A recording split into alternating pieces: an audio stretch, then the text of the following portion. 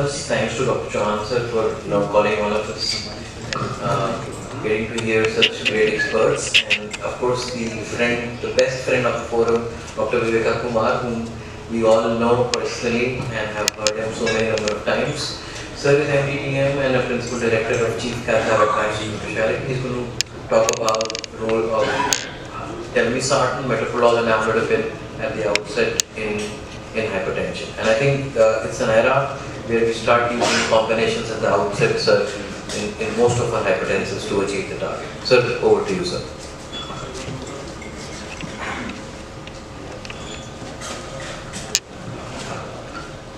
विजय पीछे वाली बंद करो, पीछे वाली, आगे वाली उधर थोड़ी सी राइट देना. So good evening and to all of you and Dr. Manish for kind introduction. So only one punchline was missing from Dr. Chauhan was CME number. So that was missing. I think we can, with the constitutional amendment, we can count it in CME number. Number one. Sir, we have started recording it for the first time. Yeah, so I think So we will count it now. Yeah, so please count in the CME number 1120. So if we look at the purpose of today's CME is that we know how the hypertension affects the heart and hypertensive heart disease in itself. If you don't treat it, and even if you treat it but you have not treated it well enough, then the heart disease will happen. And the irony is that the metabolic non-communicable disease with health report in India is that once we were capital of what we call non-communicable diseases, so basically we were fighting the infections, the diarrhea and the dysenteries. But now we have come to, which is a sign of developing or developed nation, like we are fighting diabetes and hypertension. So top in the list is the hypertension, and you can see the overall weighted prevalence is very high. So if you look at the healthcare burden, it's humongous. Almost 35.5% of the people are having the hypertension. So that's a cause of worry, because this is not only cardiologist headache but Dr. Shanshish's headache as well, because eventually all these patients, and Dr. Hari would agree, that these are the patients who would eventually, so land up as a renal failure patients. And if you look at the consequences of this is really very high. So and there is a very good correlation between controlling the high blood pressure and reducing the cardiovascular events. And if you look at the reality, 25% of patients with hypertension have their blood pressure under control. I think this is an understatement. More than 50-60% of the patients are not well and truly, if you look at the latest guidelines, are really well controlled. So it means that people feel that as you grow older, blood pressure should go higher and higher. So that was the old concept. But now, for all ages across, the level remains the same. So you cannot have blood pressure target different for a person who is 80 years of age or blood pressure target for anyone who is 40 years of age. It means that the target remains the same. We can give some leverage because the guideline says that if you are very strict with controlling the blood pressure in elderly, there will be a significant amount of what we call falls and all, and then if the patient falls, then they will have secondary consequences, the head injury and all, so we need to be careful in that. So the accepted norms, if you look at the European Hypertension Society, they have slightly relaxed the criteria, but definitely this is something where we need to work hard and bring them to normal level, because the adverse events like end-stage renal disease, end-stage heart disease are significantly lesser. So the cardiovascular continuum is a very famous slide by Dr. Gersh from US, and he said, so this continuum clearly shows that if you have got high blood pressure, so one of the major reversible or what we call modifiable risk factors, myocardial infarction and cardiovascular disease is dyslipidemia, diabetes and hypertension. So these are the things, they work in a synergistic fashion and they would increase the incidence of myocardial infarction and cardiovascular outcomes. So we need to really look at the risk factor, we need to control the dyslipidemia, we need to control the hypertension, and there is a very good correlation between if you decrease the blood pressure by 10 millimeters of mercury, you can decrease the myocardial infarction by almost 2 times. So that's an amazing intervention. And then controlling diabetes, smoking, and obesity, these things will fall in place. So definitely in younger patients, we have seen smoking as a #1 risk factor. We had done more than 1,000 patient data in less than 40 years of age who had come to us complaint, came with myocardial infarction. We did private PCI, and in them almost 90% plus patients had history of smoking. So you can imagine how important the risk of smoking is as far as precipitation of myocardial infarction is concerned. So, but when we are treating hypertension, golden rule was that we go with one drug and achieve a maximum tolerable dose of that drug and then go to the second drug. But that's not true now.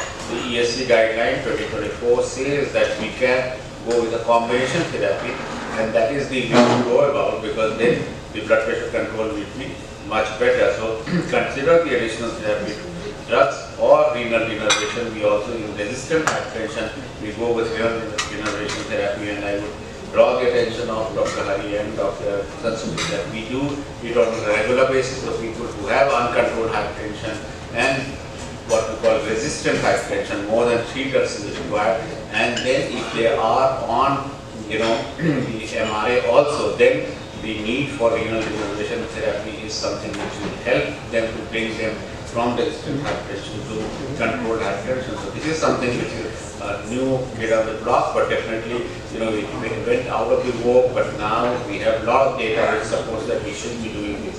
Then when we are giving them the antihypertensive therapy, the combination of telmisartan, amlodipine and metoprolol is something which is really to look forward to, because these combination therapy, they work with a different mechanism, and their modulation of the cardiovascular continuum is very, very important. Again, this is a very, very famous slide we have presented in this forum also many a times, that the combination of the risk factors of hypertension, dyslipidemia, diabetes, all and smoking precipitates everything, will lead to endothelial dysfunction, atherosclerosis, coronary artery disease, myocardial ischemia, and then eventually thrombus and stroke, and the vascular components like stroke, myocardial infarction and all, and end-stage renal disease. So here, and the end-stage heart disease also, what we call the heart failure due to the hypertension. So heart failure is something which is the biggest healthcare burden. I think it is going to eat into the biggest pie of government allocation into healthcare system, because this is something which is going at a very, very rapid rate, because the patients are getting, longevity is getting more and more patients are having high blood pressure and diabetes. So definitely the end-stage heart failure is something which is going to be the epidemic, and also the end-stage renal disease, which is something which is going to be a future problem, because we need to get more and more renal replacement therapy, including the transplant of. If you look at the 3 components of this combination therapy, telmisartan and amlodipine and metoprolol. So telmisartan is something which is established as a very good drug for this. So this is something where the half-life of telmisartan is high. When you look into the other sartans, telmisartan is something which is really very, very promising, and that is why #1 antihypertensive across the globe, and especially in India, is telmisartan. And then you need to have something where the drug gives you more than what you need. It means that it gives you not only the blood pressure control, but there are other pleiotropic effects, and that also, it gives the renal benefits. So if you see a lot of nephrologists where the telmisartan group is preferred over other antihypertensive is because it protects the kidneys also, and it also had a protective effect on the inflammatory process, so it would improve the inflammation. So that is why in cardiovascular segments also we like this drug. And obviously there is always been competition between the ACE inhibitors and ARB, but definitely telmisartan has established itself. Then, if you look at its triple combination in hypertension, we need to know that the maximum benefit if you give to a patient, it is given only when the patient is most of the time in the therapeutic controlled parameters. So it means that if you control the blood pressure, so you can imagine if the person who has got blood pressure less than 120 systolic and less than 90 diastolic, they have got significantly lesser cardiovascular and stroke risk compared to the patients who are having blood pressure more than 140. Imagine that just 20 millimeters of mercury controlling the blood pressure translates into humongous benefit in the cardiovascular outcomes, which means that, and again, if the patient has got diabetes, diabetic nephropathy, and then the risk of cardiovascular event and the vascular event goes multifold high. So we need to control and work on this. So we have got and then the patients who have got hypertension, they are hyperadrenergic. So if we control them with the metoprolol, then the 24-hour ambulatory blood pressure monitoring. So this is something which is again a very amazing data which shows that telmisartan is something which outperforms the other antihypertensive therapies. So if you look at the 24-hour control, so if there is what we call ambulatory blood pressure monitoring and the 24-hour diurnal variation. So if your blood pressure fluctuation is very high, then it is worse than high blood pressure. It means that if the blood pressure comes under control 120 for 6-7 hours and then you have a blood pressure which is uncontrolled for 6-7 hours, it means that that patient will do more badly than the patient who has got a consistently blood pressure having 140 millimeters of mercury. So it means that diurnal variation should be minimum, and that can be assessed by a 24-hour ambulatory blood pressure monitoring. And if you look at the comparison of efficacy of ARB, CCB and beta blockers in Indian patients with hypertension, they got a lot of data because these are the three drugs which are maximally used in our country for control of blood pressure. And what was we looking at was the change in systolic and diastolic blood pressure at the end of 12 weeks as compared to the baseline. And if you look at these data, that clearly shows that if you add metoprolol, calcium channel blocker, and ARB, then these three would, by working in a different mechanism, would control the blood pressure very effectively. And this is the p-value that the significance level was significantly in favor of these three molecules. And again, combining these three would decrease the blood pressure in a very effective way. So the combination, and it works as a synergy. So the calcium channel blocker is the most robust of the three. Beta blocker is slightly marginally lower, especially in younger patients. It works much more effectively because they will have a higher adrenergic drive. And then the ARBs would again, so combination of these three would not only do a cardiac protection, control of hypertension, but the renal protection as well. So 24-hour control of blood pressure and early morning control, because if you look at the most of the cardiovascular events, they happen early in the morning, so we need to be watchful of that. And then, if you control the early morning blood pressure, what we call morning surge, because the diurnal variation of our hormones, then the outcomes will be even better. And this is what it showed. So I think to conclude, I would say, friends, ladies and gentlemen, that the combination of telmisartan, amlodipine and metoprolol is something which is the way to go about. And this 24-hour ambulatory blood pressure profile has clearly shown that this is something which is an amazing combination. And I would compliment EPCA to launch and give us Revolol AM50 to control most of the patients' blood pressure and bring them in normal control segment. So thank you very much for your kind attention.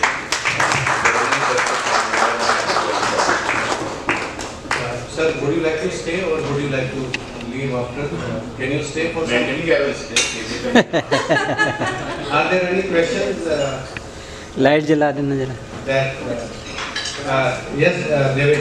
Just a minute. I will come to you. Thanks, sir. I'll ask that loud enough. No. I'll come.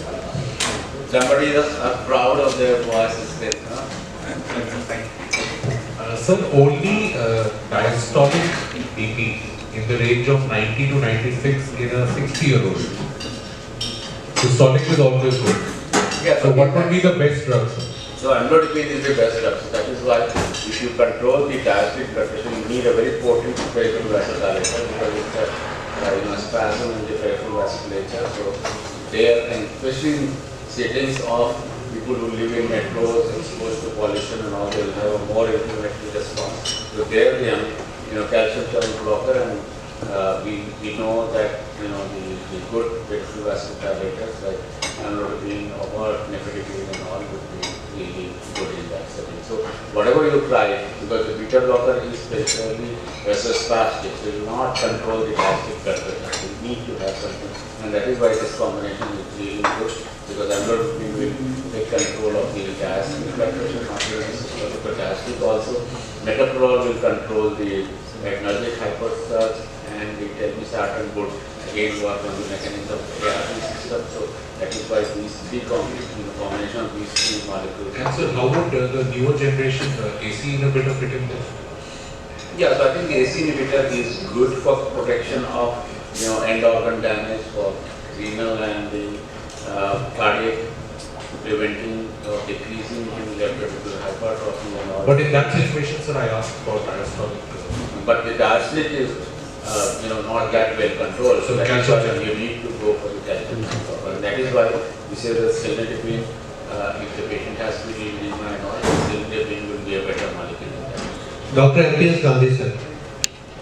In the case of pheochromocytoma, which is the best drug to control BP, because one of my patients is in Canada, he has been diagnosed as pheochromocytoma, and they are delaying the operation because let the patient be stabilized. But the BP is not coming under control. It goes haywire off and on. Yeah, so I think pheochromocytoma is something where we need to give them, something like both the mechanism alpha and beta blocker. So you need to have something like labetalol and all, which should be very handy in that situation. But the problem is that it is more of a basic phenomena. So unless you operate that patient, things are not going to be well. They are delaying it because BP control is No, not. so I think labetalol is something which is not available in every country. So probably combination of alpha and beta would be the best. Sir, thank you for a wonderful lecture. One of the basic reasoning why triple combinations should be used is the fact that hypertension has multiple pathway genesis, and when you combine these drugs, they are taking care of most of the pathways. When you just start one drug and when you build up the dose of that drug, it is only still taking care of one pathway only. But my question is a little different, sir. It serves well to start with a triple drug combination for the purpose of addressing this pathway issue and for convenience and for compliance. So my question is, when you start the patient on a triple drug combination, and suppose we are not at target even at the end of 3 months, which drug do you start giving separately? How do you decide that? Yes, I think it depends on whether the patient is diastolic or the systolic blood pressure. So more often than not, it is the systolic blood pressure which is not well controlled. So isolated systolic blood pressure is more common than isolated diastolic blood pressure. So we need to, add as a separate drug. So we say that either you can make this triple therapy, so Levolol AM, TAM, you can make it twice a day. And if it is not working, you can add on further amlodipine or centrally acting drug also that works beautifully in this situation. So I would say that we would rather add one amlodipine or nicardipine, and then if it doesn't get controlled, then we will go for centrally acting drug. And then if it doesn't work, we'll do a renal denervation. Sir, kindly also advise as to what kind of monitoring is required, with what parameters, when you start with a triple drug combination as compared to monotherapy or a dual therapy. So what is the monitoring mechanism that you are looking for? What parameters to monitor? Yeah, so the first and foremost is that the patient should be in therapeutic zone for most of the time. So more than 20 hours, the blood pressure should be well controlled. So you can achieve that only by doing a 24-hour ambulatory blood pressure monitoring. So if you do that, and the patient is more than 75 or 80% of the time under control, systolic and diastolic, then we are happy with that. Otherwise, we need to escalate. So then we need to look at the diurnal variation. We need to look at the nocturnal dip. So if the nocturnal dip is not enough, then we need to add some more beta blockers and all. Because that is the baseline hyperadrenergic, right? And then we look at the what we call 24-hour variability of the blood pressure. So if the blood pressure keeps on fluctuating, it means that the patient is exposed to the higher risk of cardiovascular event. So these are the major parameters which we look, but majority of time the patient remaining, like for diabetes it is there that patient is remaining in the euglycemic zone with the therapy. Similarly, patient should be in controlled blood pressure zone in more than 75 80% per time. So that is what we look at. And then of course we need to look at the blood, because one of the component is metabolism. Also we need to look whether the patient is going into bradycardia. And this is an issue with the elderly population, that even if the blood pressure is controlled, they go into significant bradycardia, and that can something where the patient might need some basic therapy, and also we need to be careful about that. Sir, there is a very famous law on treatment, follow-up and control of hypertension called the rule of halves. And for the benefit of everyone here, my physician friends and my GP friends, of all the hypertensives that you ever have on the planet Earth, only half are ever diagnosed as hypertension. Only half. The rest half are never diagnosed. Those of half who are actually diagnosed as hypertension, only half of those guys come to full blood pressure treatment. The other half do not. So it's only 25% of the people who are coming.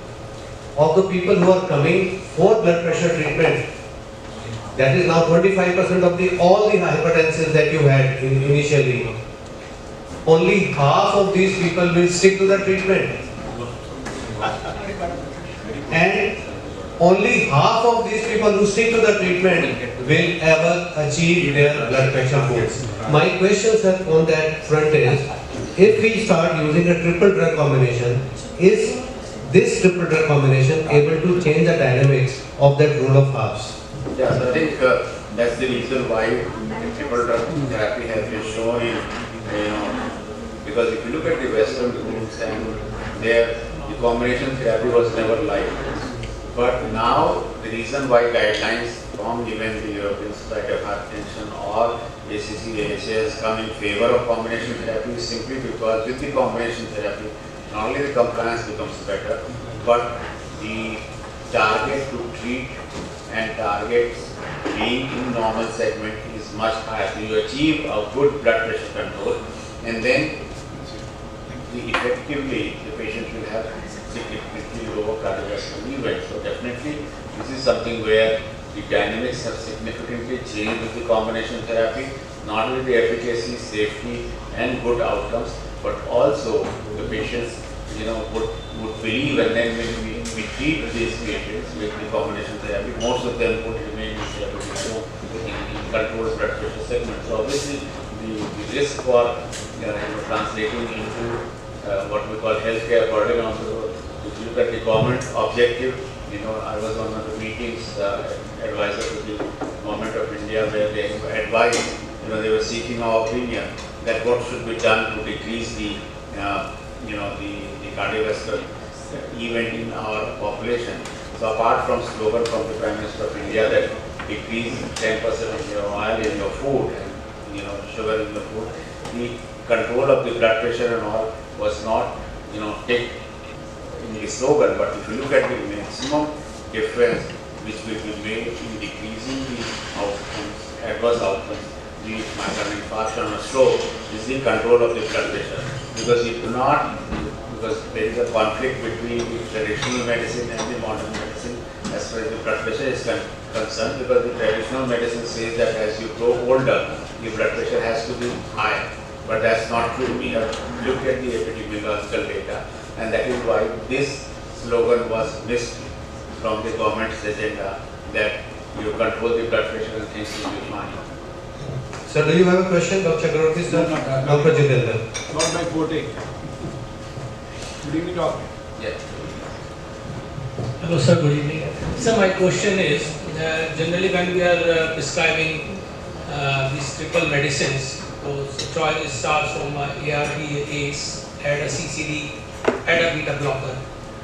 Do we reserve these alpha blockers, Prazosin, Alkamin, as a fourth line, or they can be also tried as a second or third line? Instead of adding say, a beta blocker, can I start? So suppose I'm already using my patient on telmisartan AM.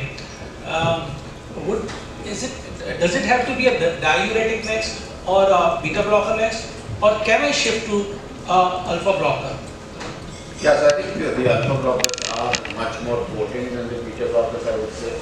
And then this has an advantage in patients who are male, elderly male, because it will, by virtue of alpha blocker, it will work on the prostate as well. So I would say that in patients of, apart from the first dose hypertension and postural hypertension, which is more common with the alpha blocker, like Prazosin and all, it's a fairly good drug, and I would say that it should be supposed with the combination therapy of telmisartan and amlodipine, the blood pressure does not control. So we need to choose our patients. So those who are very bradycardic, I would hesitate to add beta blocker. I would rather prefer alpha blocker in those situations, because alpha blocker is very good for control of the systolic blood pressure and all. So if you look at the nephrologist, Dr. Sanskriti would vouch for that their hypertensive patients, more often than not, they receive alpha blocker more often than a cardiologist prescription, because our patient population is more of a coronary disease where the beta blocker would protect them from ischemia and all. But if the ischemia is not a major issue, it's better to start alpha blocker in those situations. Sir, I have two questions to ask you. I want you to give some time to our Yes. I will give. But the last two that is questions why for I finished half. for everyone's benefit, sir. This triple combination, is it a better drug for younger population or for older population or for both the age groups? No, so anyone whose blood pressure is not well controlled, so you need to have one more drug. So I would say that it is not younger and older, but it's more of an uncontrolled or what. So who are the patients where I would prefer to give triple therapy? So the patients who have got moderate or severe hypertension. So not in patients who have got stage 1 or stage 2 hypertension, but those who have 3 and 4 stages of hypertension. And then the beta blocker per se is something which works very well for younger patients, whereas the amlodipine works very well for, and telmisartan works very well for older patients. So I would say that if the patient is relatively younger and has got severe hypertension, then the beta blocker combination would be a preferred choice. So let me say that telmisartan and amlodipine combination would be a better one for patients who are 65 plus, and then telmisartan and beta blocker would be a better combination for, or amlodipine plus beta blocker would be a better combination for person who is having moderate to severe hypertension, who are less than 50 years. So I think let's put it that way. Sir, my last question. We know that people who have hypertension, there are two things that we are worried about, apart from the chronic conditions like CKD. One is CVA and another is coronary event. And these two episodes are linked to people who are non-dippers. I mean, in the morning, in the early morning, the blood pressure is usually supposed to fall down. But there is a reverse thing happening in some people who are non-dippers. So, is this combination going to address that issue of non-dippers? Yes, I think that's a very good question. So if you look at the non-dippers where the mechanisms are different, so in those situations are very longer acting drugs, which is both amlodipine and telmisartan is there, and the sustained release metoprolol is there, so this will work fantastically well. So I would say that yes, this is the combination which will be much better, efficacious in patients who are non-dippers. So thank you very much for a wonderful deliberation and very enlightening question and answer session. I would like, sir, please take your seat, and your drink is not yet over. So maybe Sir के लिए, Dr. Ghir के लिए. I would, So once the session gets hot, I'll sneak out. yes, sir. Absolutely. I would request Dr. Manish, because I will leave the end moderation to Dr. Harishankar. I would request Dr. Manish Dr. Sanshriti has been blessed by most of you, and she continues to receive your blessings. I am so grateful to you. I am happy that she's been able to come to Delhi with Hari and to serve the population here in Delhi. She has long ambitions of serving the people here in Delhi, and as she goes forward, she looks forward to receiving your blessings continuously. Dr. Manish, please. Yeah, so sir, on that very note, I have had personal experiences of referring my patients for valuable opinion from Dr. Sanshriti, and always she's come back very promptly and guided me in the right direction. So we're going to listen to one of the budding experts and the master, if I may now say it. She's done her MD medicine, she's a gold medalist DM nephrologist, and she's a consultant nephrologist and renal transplant physician at Fortis Hospital, Basant. Looking forward to a talk on spotlight on calcium channel blockers with the LNT channels and SCS.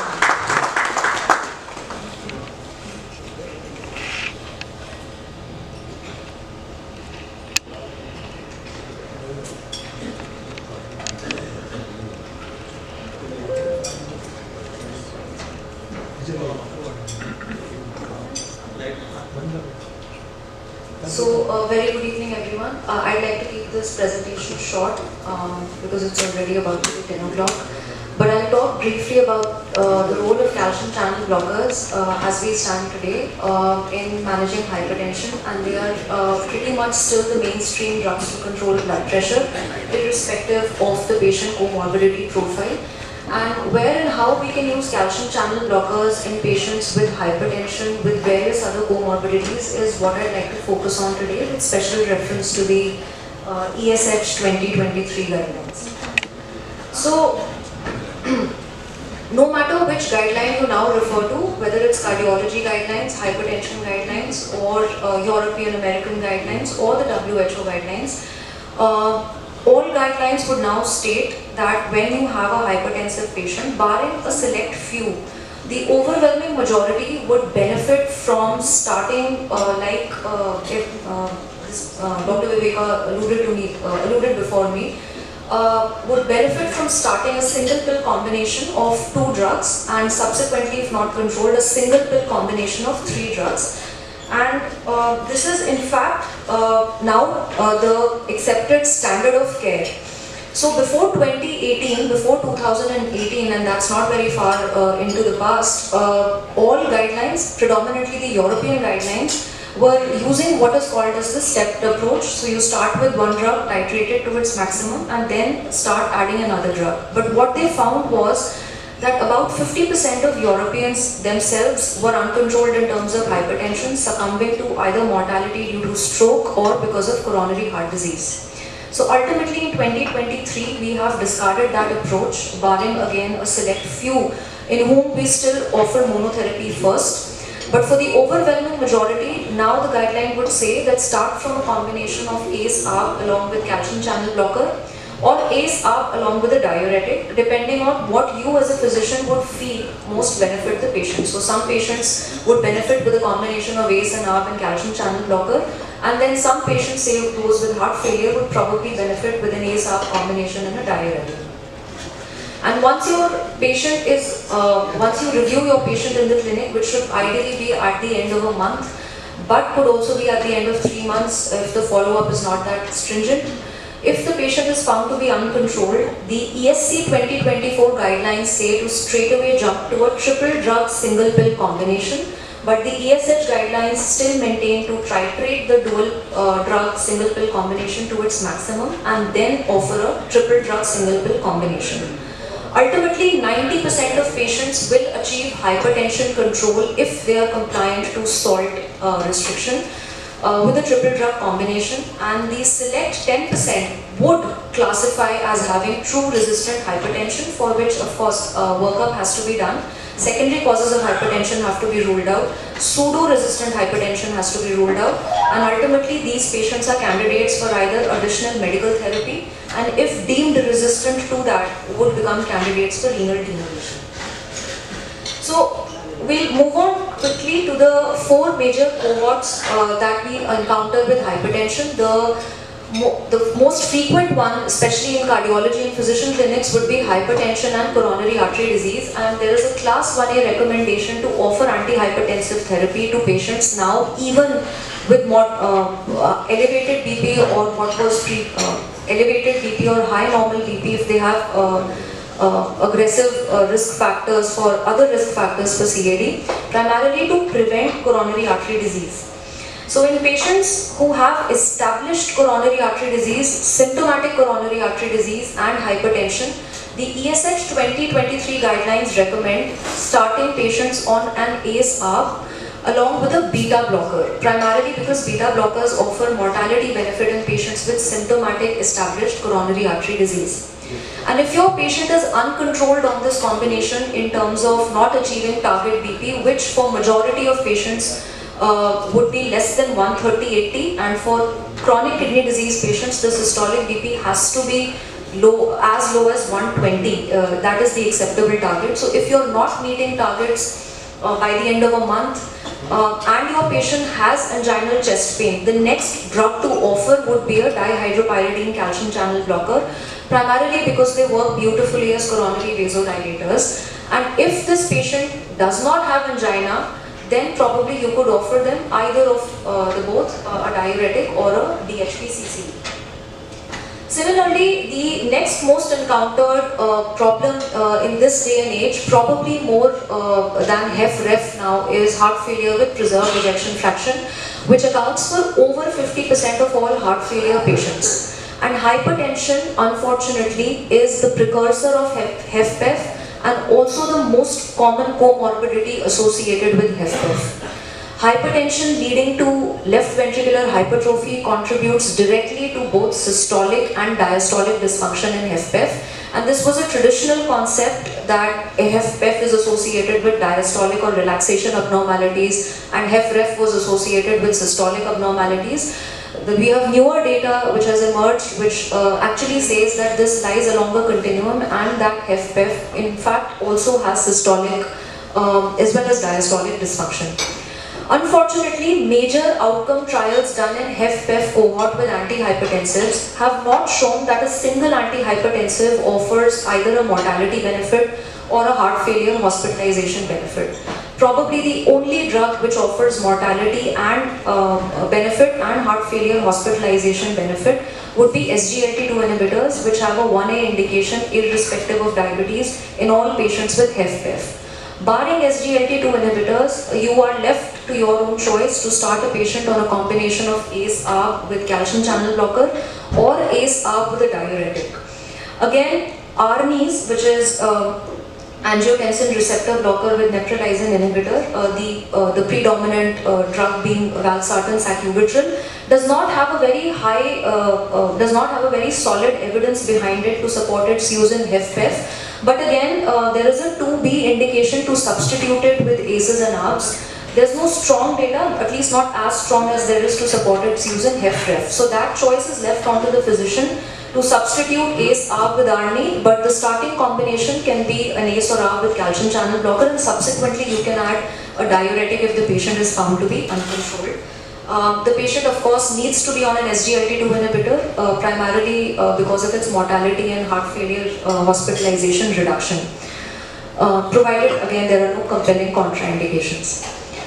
Then we move to atrial fibrillation. So world over, the prevalence of AF is about 2 to 4%, and as one ages, the prevalence of AF increases. So elderly individuals have a prevalence of about 10%, and octogenarians have a prevalence as high as 20%. Hypertension is something that directly contributes to AF by the virtue of the way it contributes to LV remodeling. So hypertension leading to concentric LVH, leading to LA dilatation, changing the LA geometry, and ultimately predisposing the individual to AF. And ultimately both hypertension and AF predispose individuals, especially elderly individuals, to stroke, whether it is ischemic, thromboembolic or hemorrhagic stroke.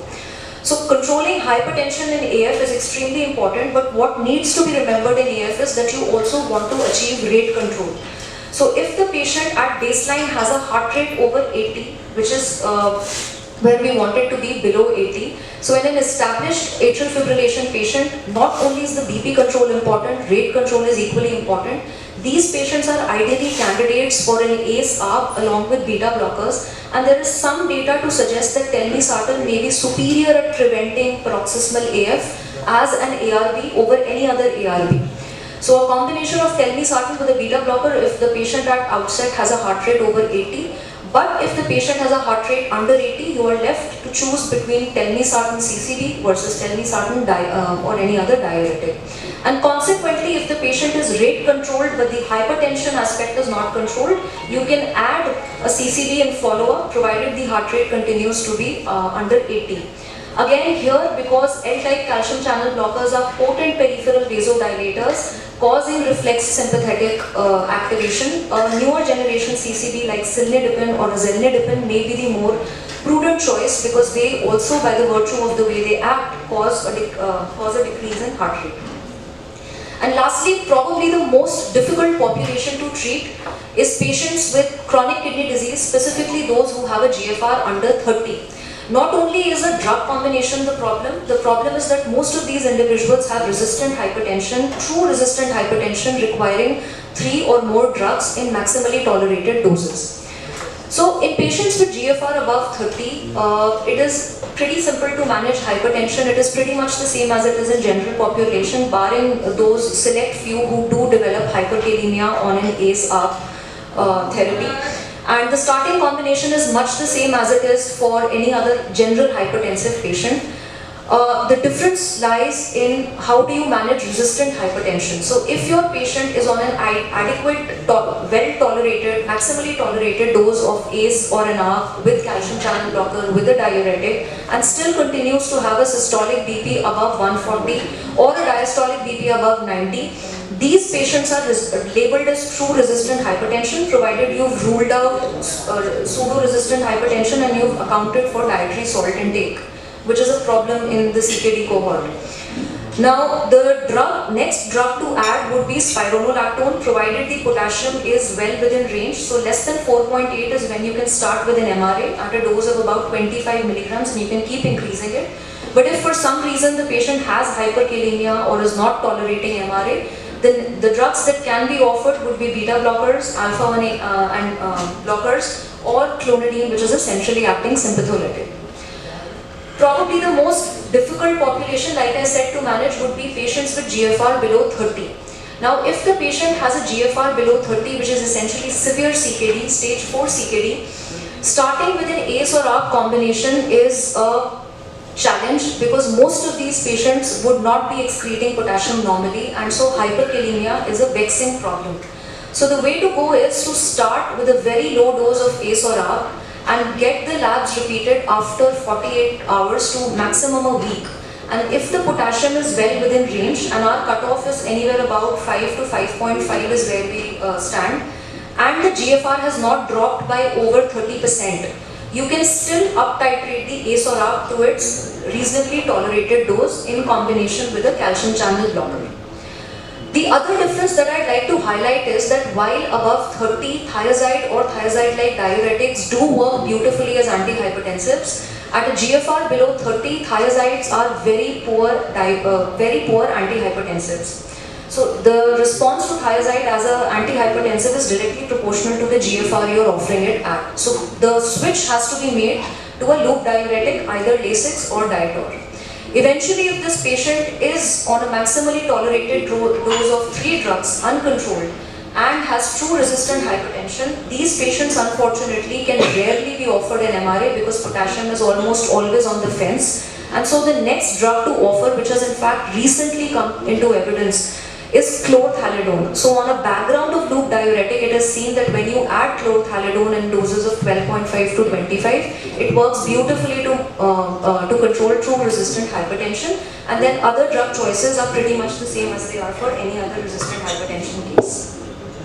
Now moving on quickly, now that we've covered major subgroups who present to you in the clinic with hypertension, a little bit about the journey of calcium channel blockers.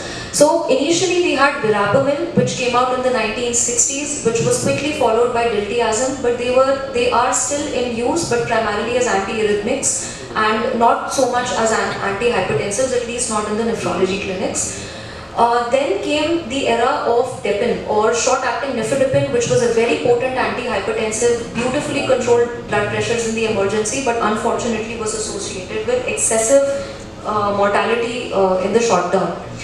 And then came the era of amlodipine, and this drug has stood the test of time. There is so much evidence behind this drug regarding its cardiovascular safety and the pleiotropic effects that it has, that even till date, major drug combinations are with amlodipine. But amlodipine came with its own set of side effects, most importantly pedonedema and reflex tachycardia, which were taken care of by the newer generation calcium channel blockers, the L-N-type calcium channel blockers, which were cilnidipine and benidipine. And then in the early 2000s came this molecule out of Japan, which was azelnidipine, which was an L and T-type calcium channel blocker, which was again free of side effects that were seen with amlodipine. Now, clinical utility of CCBs, because CCB is a heterogeneous class of drugs, it's not homogeneous like an ACE, ARB or like alpha-1 blockers. It has different mechanisms of actions, and therefore it can fit into different patient profiles with hypertension. So the way they work is that they block the influx of intracellular calcium, and at the level of vascular smooth muscle cell, it causes potent peripheral vasodilation, which is why they are very potent antihypertensive agents. But at the same time, they also cause coronary artery vasodilation, improve coronary blood flow, improve coronary oxygen supply, and by reducing the systemic vascular resistance, they reduce the afterload and thereby reduce myocardial oxygen demand, favorably impacting the demand-supply mismatch, and therefore they also work beautifully as anti-anginal agents. This is in particular for the newer generation calcium channel blockers, ones that do not impact the heart rate adversely, so azelnidipine and cilnidipine and benidipine. So they reduce the heart rate, and by virtue of reducing the heart rate, reduce the myocardial oxygen consumption demand, and therefore also contribute to the anti-anginal effect of CCB. And lastly, verapamil and diltiazem are basically class 4 antiarrhythmic agents. They reduce sinoatrial node excitability, AV conduction, and therefore they are primarily exploited as for their antiarrhythmic efficacy and little for their antihypertensive efficacy. A word about this slide, which I have discussed in previous lectures as well. And this is primarily the distribution of the 3 different types of calcium channels in the body, but for now, for the purpose of this talk, we'll just refer to the glomerular circulation. So this is the afferent arteriole, which has predominantly the L-type calcium channel. This is the efferent arteriole, which has the T-type calcium channels, and then you have sympathetic nerve terminals, which have N-type calcium channels supplying both afferent and efferent arteriole. Now, when you use a drug like amlodipine in isolation without any ACE or ARB, it blocks the L-type calcium channel, dilates the efferent arteriole, intraglomerular blood flow increases, intraglomerular pressure increases, and as a consequence, proteinuria worsens. So, monotherapy with amlodipine in patients who are proteinuric with kidney disease is actually counterproductive because it worsens proteinuria. But then you look at drugs, specifically the newer drugs like azelnidipine that block the T-type calcium channels as well as the L-type calcium channels, and so both afferent and efferent arterioles would be dilated. The net intraglomerular pressure would be affected minimally, or it would drop, and consequently the proteinuria would reduce, which is why in nephrology clinics, amlodipine is not used as robustly as probably cilnidipine or azelnidipine is. And lastly, when you talk about a drug like cilnidipine, it blocks the nerve supply to both afferent and efferent by blocking the N-type calcium channel, and therefore dilates both afferent and efferent arterioles. The question is then where is the need for azelnidipine? So in diabetics, unfortunately, there is a lot of neuropathy, specifically autonomic neuropathy, and therefore the response to cilnidipine or any N-type calcium channel blocker for that matter is blunted in diabetics. Therefore, they are not that potent and antihypertensive and not that potent at impacting the glomerular microcirculation as probably a T-type calcium channel inhibitor is. Quickly then, we'll move to the drug that was the first one in the series of calcium channel blockers, which was amlodipine. So amlodipine in the first ever study was compared with lisinopril and chlorthalidone as an antihypertensive. And basically what these people wanted to see was whether a particular drug impacts cardiovascular events, or is it BP control that impacts cardiovascular events. So the ALL-HEART trial made it very clear. Patients were randomized to lisinopril, chlorthalidone, amlodipine, and they were followed up for over 5 years. And at the end of 5 years, they evaluated patients for either a fatal coronary event or a non-fatal MI. And what they found was that once the same BP control was achieved, no one drug was superior to another in terms of preventing cardiovascular events. So what was more important was to get the BP under control, and not which drug you are using to get the BP under control. In fact, in major drug trials, it has been seen that when combinations with any drug in combination with calcium channel blocker offers much better cardiovascular risk reduction than if you use a placebo or you use a monotherapy. Similarly, the first and probably the only trial that actually attested to the efficacy of a calcium channel blocker, in this case amlodipine, with any other antihypertensive being superior to other combination drugs, was the ACCOMPLISH trial that showed that a combination of ACE with amlodipine had a relative risk reduction of about 21% for cardiovascular outcomes when compared to ACE and diuretic. This was, however, the only trial that has till date shown that combination of ACEs and CCBs is superior for cardiovascular outcome prevention than combination of ACEs with any other drug.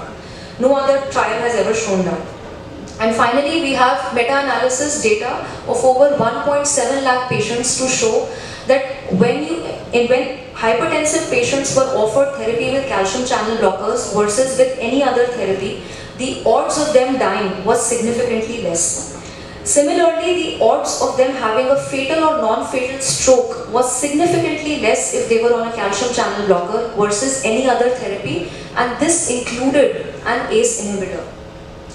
So to summarize, calcium channel blockers benefit different patient populations while also being potent antihypertensive agents. You can use them in combination, and you can use them in isolation for those with isolated systolic hypertension, particularly the very elderly, which is the select group in which you should offer monotherapy rather than offering dual or triple combination therapies. And that all major guidelines today would recommend starting with a combination of ACE-ARB along with a calcium channel blocker, unless the patient has a compelling indication for some other class of antihypertensives. Thank you.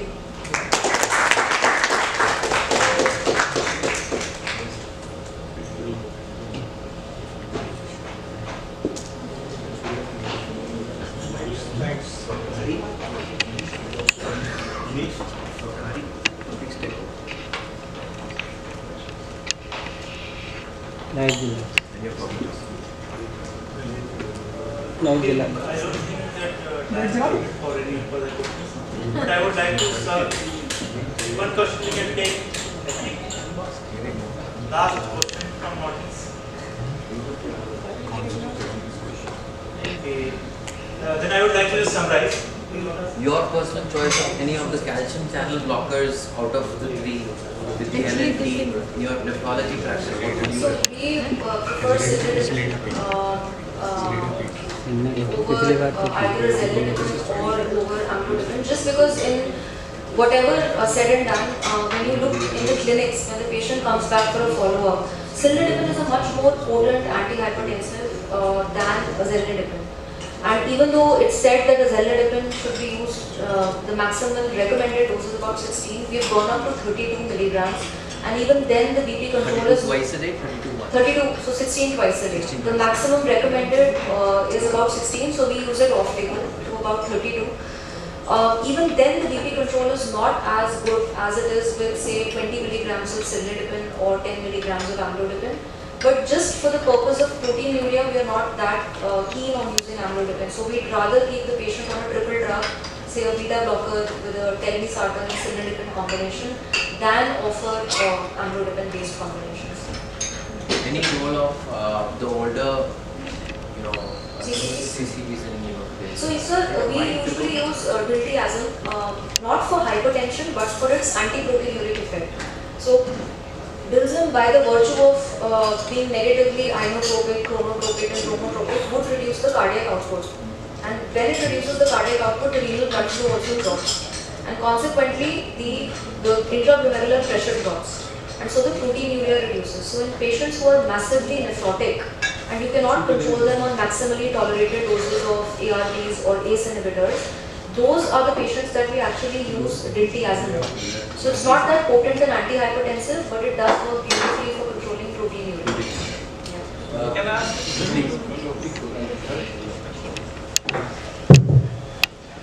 So just a related question. How about using ephonidipine? Because this has been in the market for some time now. Yes. So any comparison with respect to cilindipine and azilindipine, ephonidipine? So sir, I don't have much personal experience with using ephonidipine. A lot of my cardiology colleagues do use it. But then again, it's a personal choice. It's what is being bombarded to you unfortunately by the medical representatives, which compound you are used to using, which compound you've used and you've gained reasonable confidence in. So if you look across clinics, nephrology clinics would hardly ever have a patient on ephonidipine. Cardiology clinics would. So it is just that. Whether does it work as a molecule? Of course it does. But most of these newer generation CCBs, whether it is ephonidipine or it is belidipine or it is cilnidipine or it is zelnidipine, they're not as potent antihypertensives as amlodipine is, and that anybody can vouch for. But zelnidipine and cilnidipine do help us because they reduce proteinuria, which is our primary concern.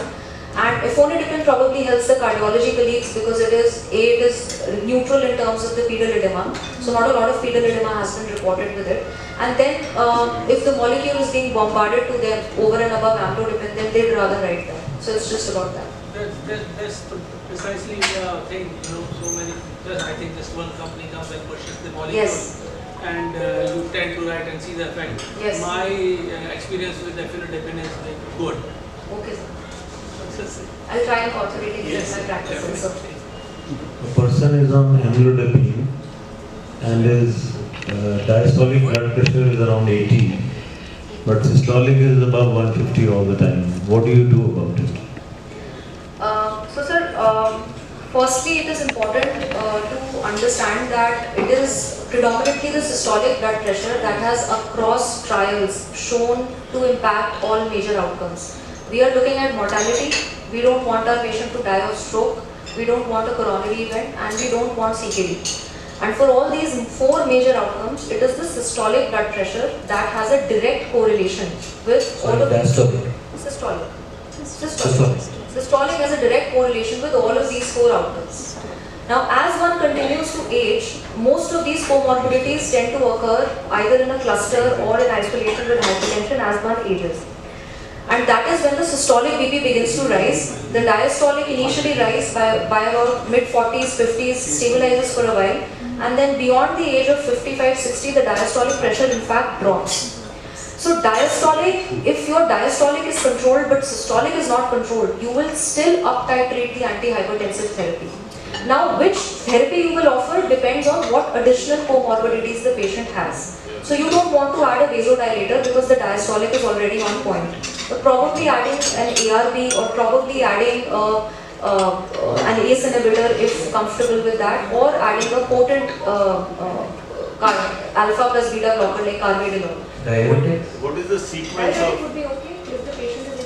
The problem with NDT inhibitors is that they don't tolerate thiazide diuretics well. So a lot of them, especially during summer months, will come with very bad hypotension. So that is the biggest challenge with diuretics, especially when you're prescribing it to an elderly individual who is living by himself. Exactly. So a more neutral therapy, if the renal function is okay to offer, would be closer to the mic. Be closer to the mic. Please. Yeah, sorry. Now, if you have added one drug, initially you started with one drug, you have added another drug to that, the systolic is still high. So what is the sequence of addition of these antihypertensives that you will follow or you will recommend you? I think think the third slide or fourth slide was So comorbid speech therapy.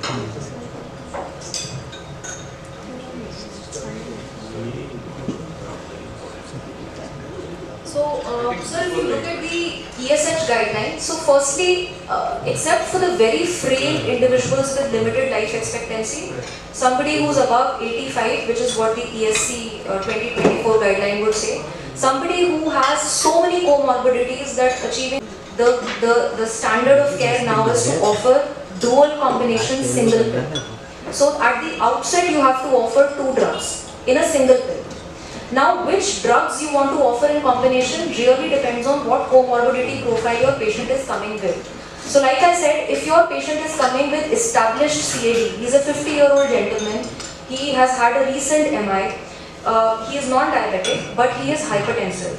It is common sense that this patient will be offered a combination of ARB with a beta blocker. Because right now, beta blocker is a compelling indication to prevent another MI and to prevent heart failure. ARB is a compelling indication because you don't want LV remodeling to happen and you don't want this patient to have heart failure. If this same individual is coming with CKD, proteinuria, mild CKD, GFR is about 45-50, has mild proteinuria, albumin creatinine ratio is about say 200, hypertensive. The first combination therapy to offer would probably be a cilnidipine or a zelnidipine and ARB based therapy. So it really depends on which coma, and say for example it's an 85-year-old individual, he is just presenting with isolated systolic hypertension. Diastolic is in fact 60 or 65. You can start with a very low dose of a potent, long-acting calcium channel blocker like amlodipine. Because amlodipine would control the systolic well, it is long-acting, so there is no need for polypharmacy, the elderly individual will remember to take it. And you know that this individual has limited life expectancy, so you don't want to be very aggressive with BP control. So it depends on the comorbidity profile. Any dose adjustment according to the eGFR? Right, sir. So, sir, for most antihypertensives, there is no dose adjustment for according to GFR. The only caveat is if the patient is naive to ACEs or ARBs, if you've never used them, or if the patient has never been on them, and he is for the first time, let's say for example somebody who's never taken care of their health, and they're walking into your clinic, and they have pedal edema, they have frothuria. On investigation, you find that GFR is say about 25. Creatinine is 2.5, severely hypertensive, BP systolic is 180, diastolic is 110, and you want to offer them some therapy. Now because this patient is proteinuric, it makes sense that you have to offer them an ACE or ARB. But given the GFR, you would have to be very cautious in starting. So you cannot start Cardase at a dose of 10 milligrams or 20 milligrams like you would in a normal individual. You would probably start with 5 milligrams, repeat the creatinine and the potassium after 48 hours, which is what the guideline says. If the creatinine is not increased by 30% and the potassium is within 5.5, you are well within your right to increase it now to 10 milligrams. And so the monitoring is a little more frequent, but there are no dose adjustment per se. So if he tolerates 20 milligrams at a GFR of 25, he can go ahead, but you can go ahead and give 20 milligrams of Ramiprid. Unfortunately, there was a term called isolated systolic hypertension that we used to hear about 10 years ago, and there was a lot of trials done on that. Isolated systolic hypertension, they said the best combination would be a CCB with a diuretic. What is the position today, and what is the significance of ISH? Are we treating it as aggressively as we were treating it before, especially its relation being to strokes? So ISH is predominantly a problem which is encountered with the elderly, especially the very elderly, because diastolic BP by that time has plateaued or even reduced. In fact, it's a vexing problem. They come to you in the clinic and they tell you that diastolic is 45, 50, systolic is 160. So again, the more important thing to focus on would be the systolic blood pressure, only because all major outcomes, hard outcomes, are driven by systolic BP.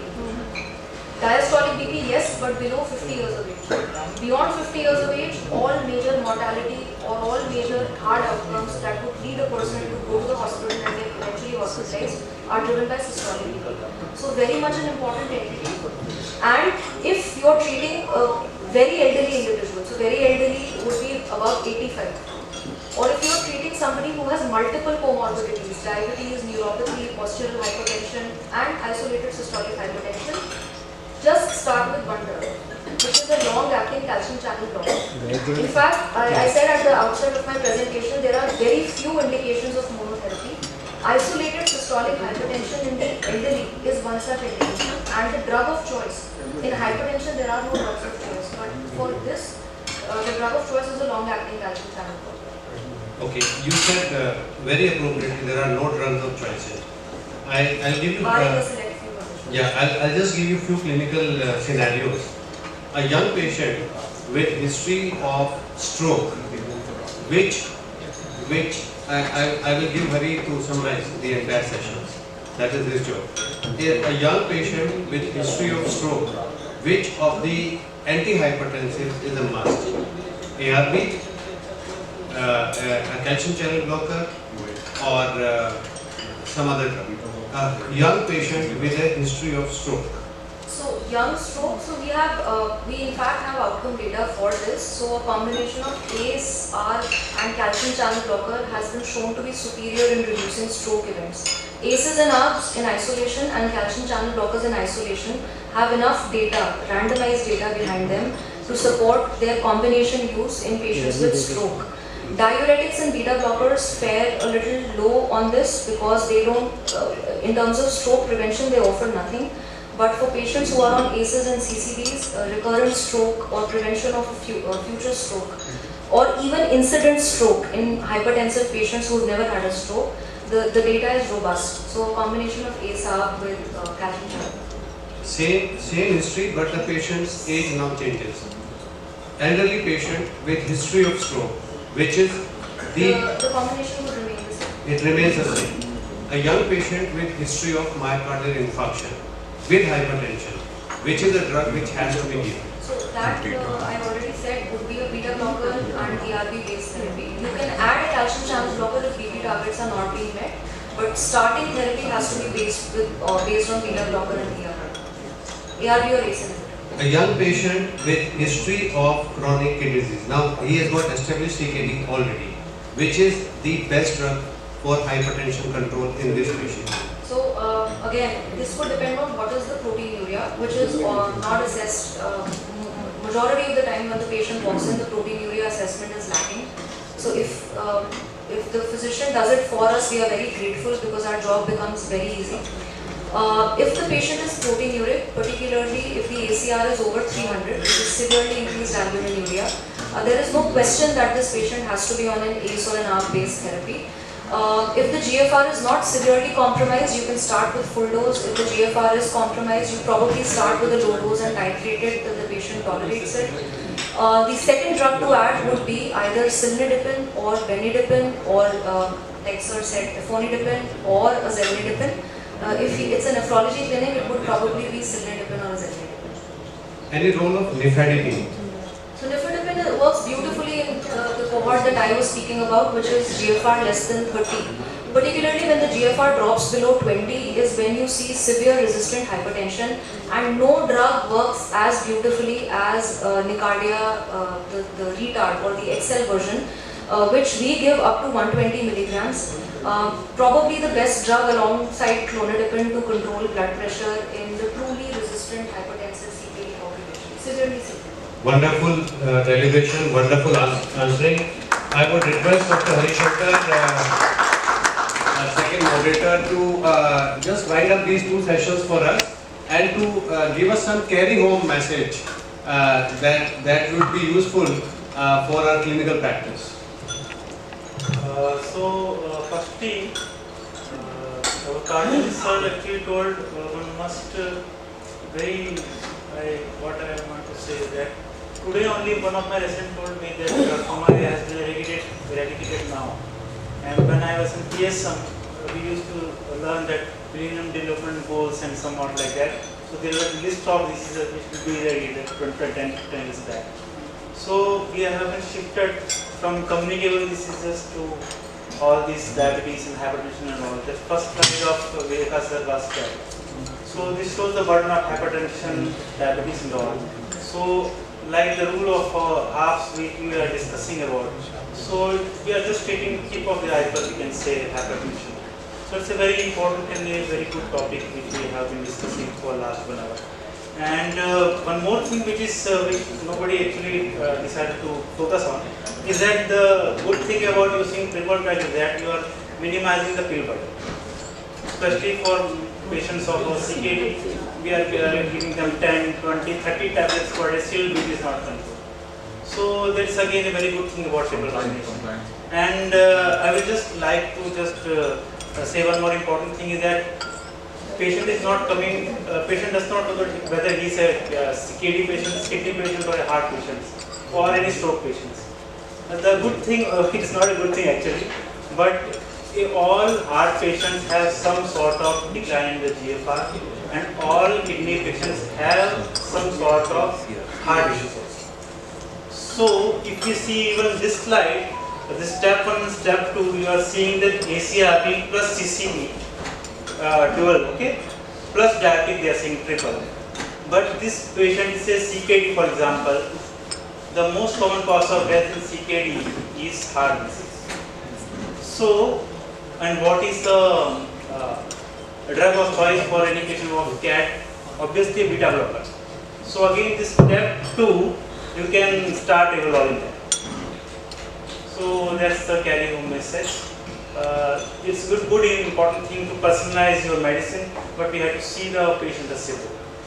I think very good carry home message. Most of the CKD patients, much before they will die of a kidney complication, actually they will die of a cardiac complication, maybe probably an ACS and or heart failure.